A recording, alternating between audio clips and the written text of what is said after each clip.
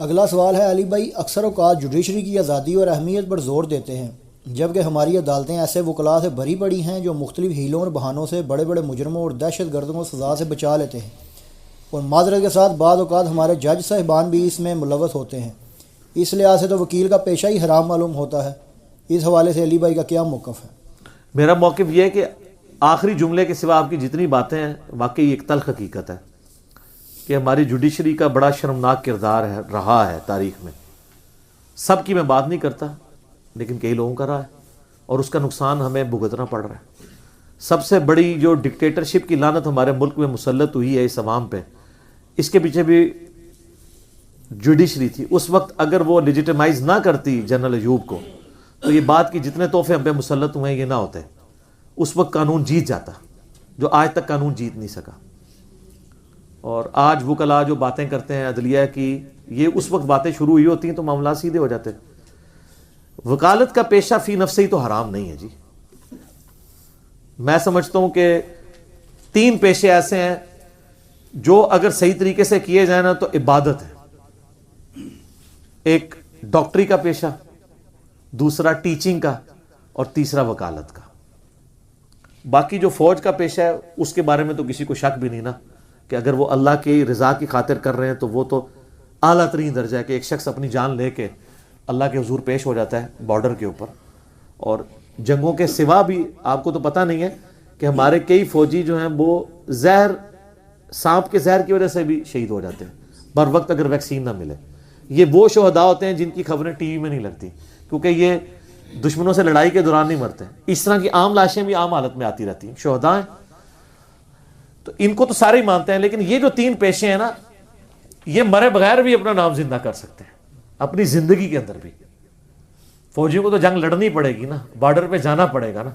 یہ تو ہر وقت بارڈر پہ کھڑے ہیں۔ ایک ڈاکٹر کے پاس کتنے مریض آتے ہیں، اگر وہ اس کو ساتھ تھوڑا بہت تلقین کر دیں اس حوالے سے کہ تم اپنا اللہ کے ساتھ تعلق بھی مضبوط کرو، اسی طریقے سے ایک ٹیچر بھی تھوڑی بہت تلقین کرے، اسلامیات کا لیکچر نہ دینا شروع کر دے، وہ تو میں اس کے خلاف ہوں، کیونکہ کل کو پھر وہ ایتھیسٹ بھی کہیں گے کہ ہم لوگ بھی پھر ڈاکنز کی کتاب دیں گے دا گاڈ ریلیجن، یہ کام نہیں کرنا۔ اچھا، اس طرح وکلاء جو ہے نا، یہ اگر غریبوں کے حقوق کے لیے واقعی لڑیں تو یہ اتنا بڑا بڑا کام کر سکتے ہیں جو باقی لوگوں کو تو اویئرنس نہیں ہے، کیونکہ وکلاء کو جو قانون کا شعور ہے اور یوز کرنا جانتے ہیں۔ آپ ہمارے جیلم شہر میں دیکھ لیں، ایک بڑی نیکی کی ہے ایک وکیل نے۔ ہمارے جیلم شہر سے سیلمگیر ایک پل ہی ہے نا بیچ میں، اس پل کے اوپر بندوں کو ٹکٹ دینا، گاڑی کو کتنا 30 روپے دینا پڑتا ہے، موٹر بائک والے کو 10 روپے، موٹر بائک والا 10 روپے دینا جی، جیلم دے پول تے دینا سی پہلے پوچھ رہے ہیں 5 روپے۔ اب ایک بندے کے 10 چکر لگنے ہیں، 10 تو عام ہے جن لوگوں کا کاروبار ہے، 50 روپے روز کے بن گئے، 50 روپے سے وہ 5 روٹیاں خرید سکتا ہے۔ تو ایک وکیل نے رٹ دائر کی، عدالت سے فیصلہ آیا کہ بھی جیلم کا شناختی کارڈ جو دکھائے گا وہ بے شک 100 چکر بھی مارے اس سے پل پہ پیسے نہیں لیے جائیں گے۔ تو یہ صدقہ جاریہ ہمیشہ کے لیے اس وکیل کے کھاتے میں لکھا گیا کہ نہیں؟ تو سر وکیل اچھا کام بھی تو کر سکتے ہیں، یہ تو نہیں کہ وہ۔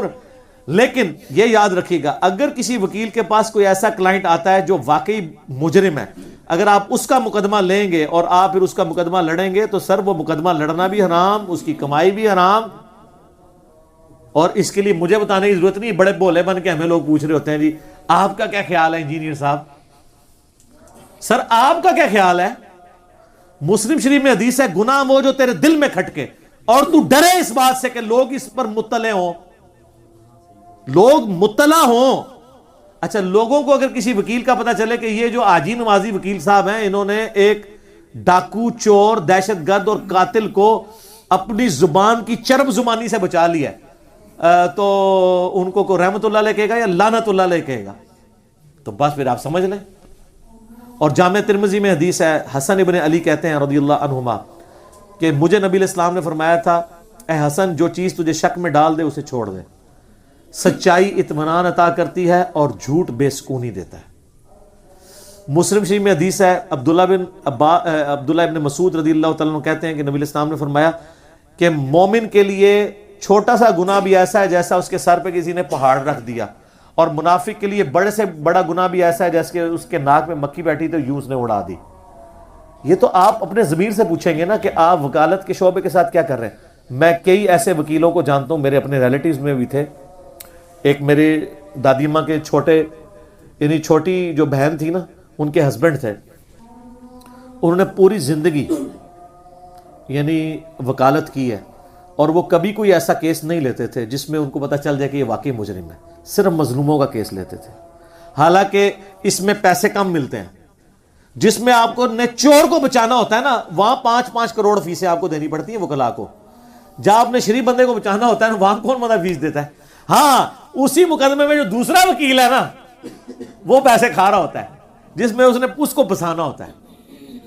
تو وکیل وکالت کا شعبہ بڑا, میں سمجھتا ہوں, مہذب شعبہ ہے.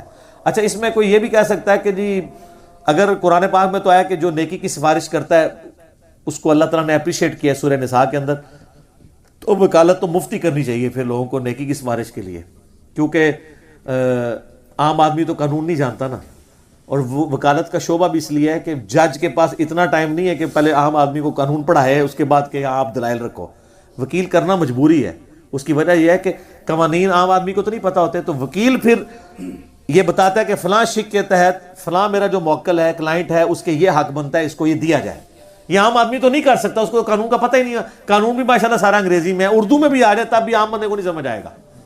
تو وکالت وہ کرے گا تو وہ کہتے ہیں لوگ کہ یار نیکی کرنی ہے تو مفتی کر دے, سروسز بیچتے کیوں ہیں؟ تو ان سے ہی پوچھے کہ یہ علماء سے کبھی آپ نے پوچھا ہے کہ آپ بھی مفتی نمازیں پڑھا دیا کریں, مفتی خطیب, مفتی قرآن پڑھا دیا کریں, مفتی جمعے خطبے پڑھا دیا کریں, سب سے بڑا کام تو یہ تھا جو نہ بیچا جاتا.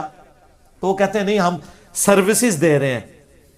تو سر وکیل جو سروسز دے رہا ہے نا, تو وہ اس سروسز کی کمائی لے سکتا ہے. ان کی سروسز کے اوپر تو پھر بھی حدیثیں موجود ہیں. سورہ نسائی میں حدیث ہے, مسلم کی شرط پہ امام حاکم نے اس حدیث کو صحیح کہا, امام زابی نے موافقت کی ہے کہ کسی ایسے شخص کو مؤذن نہ رکھو جو اذان کی اجرت لے. قرآن پڑھانے کی اجرت کوئی ٹیچنگ کے طور پہ لے سکتا ہے, حدیث پڑھانے کی لے سکتا ہے, نماز پڑھانے کی اجرت نہیں لے سکتا. یہ بالکل سیدھی بات ہے. تو وکیل بھی اپنی اجرت لے سکتا ہے جو سروسز پرووائڈ کر رہا ہے, اس کا حق ہے. اور وکیل بھی مہربانی کر کے فیسیں کم لیا کریں اور کیسوں کو لٹکایا بھی نہ کریں, اور ایڈوانس فیس کبھی بھی نہ آپ وکیل کو دیں.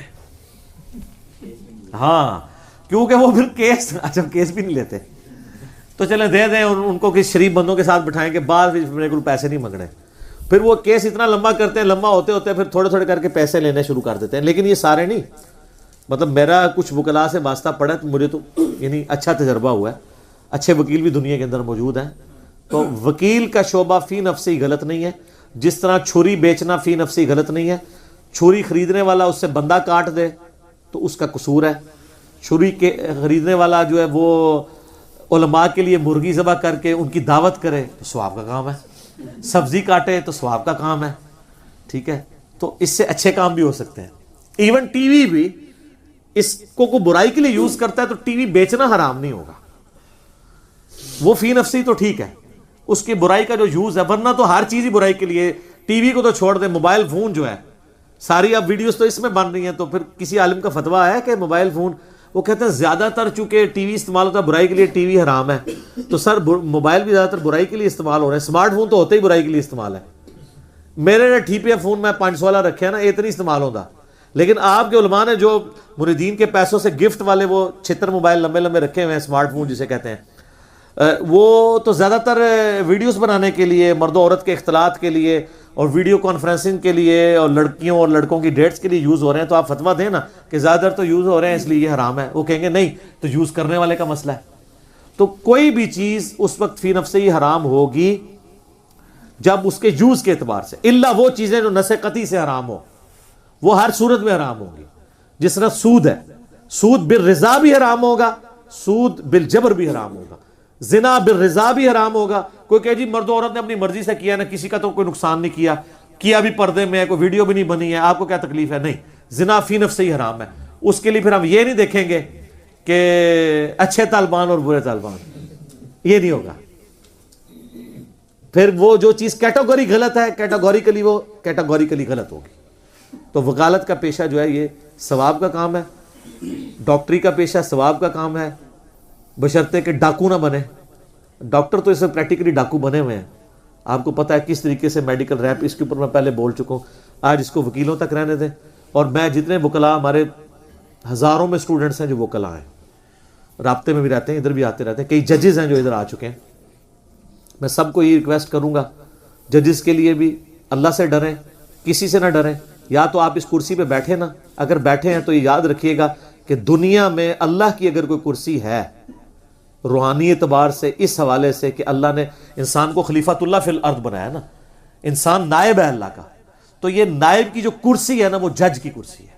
سورہ رحمان کے سٹارٹ میں ہے کہ اللہ تعالیٰ نے ترازو کو نازل کیا ہے تاکہ انصاف قائم کیا جائے. سورہ حدید میں ہے ہم نے نبیوں کے ساتھ کتابیں اور لوہا بھی اتارا ہے تاکہ انصاف قائم کیا جائے.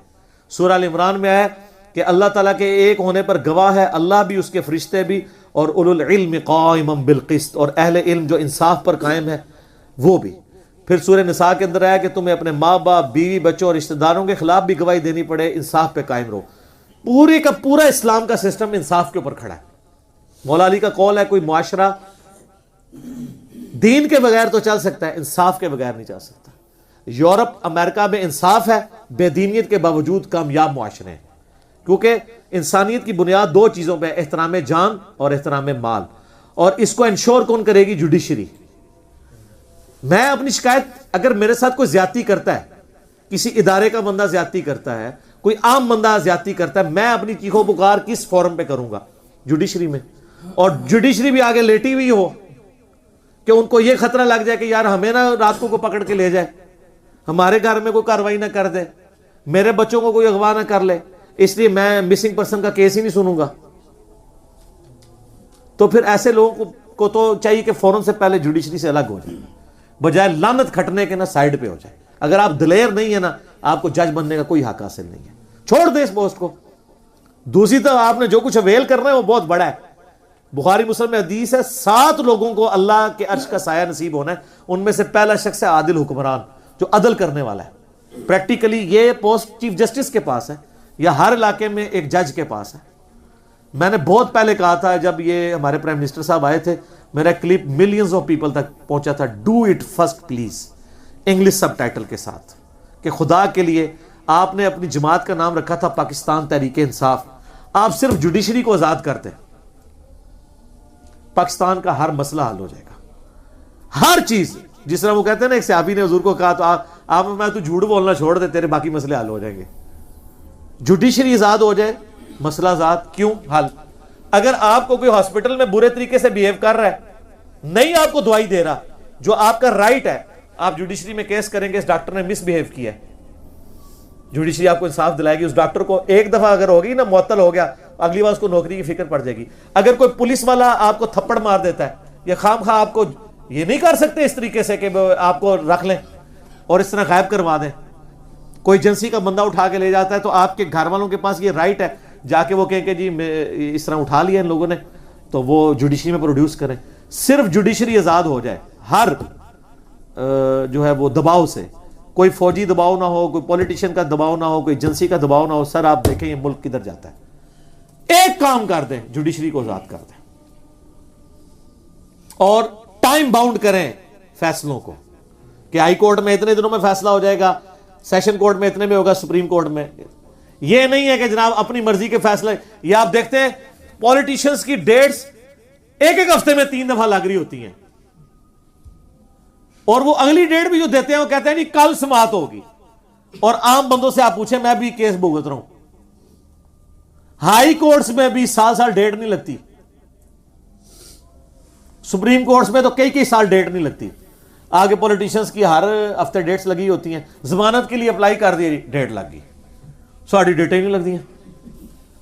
ٹھیک ہے، کیونکہ اسی ڈیم بنا رہے ہیں، کہانیاں کرا رہے ہیں. میں اگلے دن وہ گیا عسکری بینک میں نا، تو میں نے وہ ڈیم فنڈ والا وہ باہر لگا ہوا بینک میں دیکھا نا، یقین کریں میرا دل، میری زنانی میرے نال سی، میں کہا میرا دل پہ کرتا ہے، میں وٹا چک کے شیشے تے مارا. پھر میں نے کہا نہیں، قانون نہیں توڑنا. میں اندر گیا، میں نے بینک مینیجر کو کہا، میں نے کہا یہ کیا؟ ظاہر ہے میرے تو ویڈیوز کے اعتبار سارے اسٹوڈنٹس ہیں، میں کہیں بھی چلا جو بڑی رسپیکٹ سے وہ پیش آتے ہیں. میں نے کہا یار یہ کہانی تو اتارو باہر جو لگائی ہوئی ہے. تو وہ ہنسنے لگ پڑا، کہتے ہیں سر ہمیں بڑے سختی سے آرڈر ہے، اس کو اتارنا نہیں ہے. یہ وہی ہے جیسے مسجدوں میں لکھا ہے یہاں فلاں مسلک کے علاوہ کوئی نہ تقریر کر سکتا ہے نہ نماز پڑھا سکتا ہے، ڈائریکٹرس کے لیے۔ میں نے کہا یہ کہانی کر کے چلا گیا آپ کے ساتھ اتنی بڑی، 13 ارب کے مفت اشتہار چلوا کے صرف 8-9 ارب یا 10 ارب کا وہ جمع کروا گیا، اور 1500 ارب اس نے اکٹھا کرنا تھا، اس نے خیمہ لگانا تھا، بھاگ گیا ہے۔ اب تو کم از کم یہ کالخ جو پوری نیشن کے منہ پہ وہ مل کے گیا یہ اتارو۔ پاکستان کے ہر بینک کے باہر اتنے بڑے بڑے وہ لکھا ہوا ہے ڈیم فنڈ کے لیے، تو کہتا ہے سر ڈیم فنڈ میں پہلے بھی کوئی پیسے، اب تو کوئی ویسے ہی نہیں دیتا، نہ کوئی ہے، یہ بس کہانی چل رہی ہے لیکن ہمیں اجازت نہیں کہ ہم اتاریں۔ سر یہ حالت ہے۔ یہ چاہیے تھا چیف جسٹس کا کام تھا کہ وہ کہتا کہ ہمارے جو پرانے بزرگان دین جو کر گئے تھے نا، ہم رجوع لاتے ہیں اور یہ کہانی اتارو اور یہ شیشے صاف کرو، کوئی اور لکھ کے لگاؤ کہانی۔ پوری قوم کو ٹرک کی بتی کے پیچھے لگایا ہوا ہے اور ہم لوگ بھی لگ جاتے ہیں، اور اللہ کے فضل سے اتنے یہ قوم جاہل ہے کہ ہر دفعہ بتی کے پیچھے لگتی ہے۔ کبھی ایسا نہیں ہوا کہ جناب بچ جائے کہ یہ بتی ہے تو میں بچ جاؤں۔ اور جو کوئی بولڈ قسم کے صحافی ہوتے ہیں وہ پبلک کو آگے اگر بتا رہے ہوتے ہیں کہ یہ ٹرک کی بتی ہے، کہتے ہیں غدار وطن ہے، اس نے تو لفافہ لیا ہوا ہے، اس نے تو فلاں لیا ہوا ہے۔ تو سر تو سمجھ آ جائے گی، جو لوگ لاکھوں کی نوکریاں چھوڑ کے اور پاکستان کے درد کے لیے آ کے سوشل میڈیا پہ بات کر رہے ہیں، ایک بندے کا تو میں نام دل سے لیتا ہوں، طلعت حسین۔ طلعت حسین کو اپنی کریڈیبلٹی منوانے کے لیے نہ جوڈیشری کی ضرورت ہے، نہ پولیٹیشین کی ضرورت ہے، نہ فوج کی ضرورت ہے، اس نے اپنا آپ اپنی زندگی میں اپنے کریکٹر سے منوایا ہے۔ یہ وہ لوگ ہیں جو لوگوں کے سرٹیفکیٹس کے محتاج نہیں ہیں، یہ خود بہت بڑے آئیکن ہیں جنہوں نے اپنی زندگیاں منوائی ہیں سچائی کے لیے کھڑا ہونے کے لیے۔ تو وہ لوگ تو ملک میں بیٹھے ہوئے ہیں، چیخ رہے ہیں، وہ بتاتے ہیں یار یہ بتی ہے، بتی بتی، وہ کہتے ہیں لفافہ لیا ہوا ہے۔ میں بھی کسی کو لفافہ نہیں لے آیا، میں نے اس وقت بھی دھرنوں کے خلاف بولا تھا جب یہ دھرنے دے رہے تھے، اور جب ان کے خلاف دھرنے ہوئے تو میں نے ان دھرنوں کے خلاف بھی بولوں کہ یار یہ طریقہ نہیں ہے کرنے کا۔ یہ ایک مہذب طریقہ ہے اپنی بات وکلاء تک پہنچانے کا۔ مجھے وکیلوں سے بڑی امید ہے۔ ڈاکٹر اسرار صاحب جب 2009 میں وہ عدلیہ تحریک 2007 میں چلی تھی، 9 میں 7 سے سٹارٹ ہوئی تھی نا الٹیمیٹلی، تو ڈاکٹر اسرار صاحب اس وقت زندہ تھے، تو وہ کہتے تھے مجھے اب امید ہے کہ ہماری نیشن ٹریک پہ آئے گی کہ پڑھا لکھا طبقہ جو ہے اس میں قانون کی حکمرانی کا جذبہ پیدا ہوا ہے۔ لیکن وہ ہوئی، پھر چیف جسٹس صاحب آ بھی گئے، پھر وہ ہائی جیک ہوگی وہ ساری، اور جو ہماری امیدیں تھی سارا پانی پھر گیا، پھر ادھر کا ادھر ہی ہے۔ تو ہم تو رو پیٹ سکتے ہیں علمی طور پہ، اور کیا کسی کو سمجھا سکتے ہیں؟ ٹھیک ہو گیا۔